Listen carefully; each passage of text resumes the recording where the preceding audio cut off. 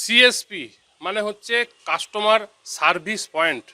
গ্রামে এরকম ক্ষুদ্র অনেক ব্যাংক রয়েছে যে ব্যাংকগুলিতে মূল ব্যাংকে না গিয়েই পরিষেবা পাওয়া যায়।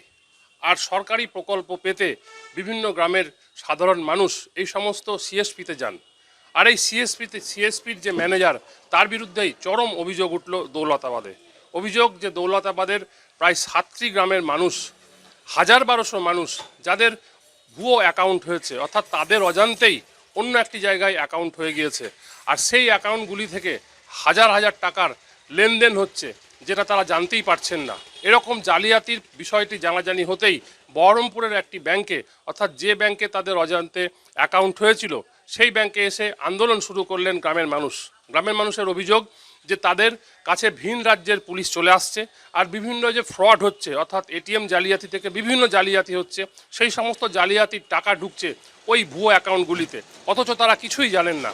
কিন্তু তারা যে গ্রামের সিএসপিতে বই খুলেছিলেন, সেখানে একটি অ্যাকাউন্ট এবং বা একটি ব্যাংকের অ্যাকাউন্ট খোলা হয়েছে ঠিকই, কিন্তু তাদের অজান্তে অন্য একটি জায়গায় অ্যাকাউন্ট খোলা হয়ে গেছে। সুতরাং এরকম সমস্যায় পড়েছেন গ্রামের মানুষ। এখন দেখার পুলিশ প্রশাসন এই মানুষগুলোকে কিভাবে উদ্ধার করেন বা তাদের চিন্তা কিভাবে দূর হয়। বহরমপুর থেকে কল্যাণ চন্দ্রের রিপোর্ট, কলকাতা টিভি।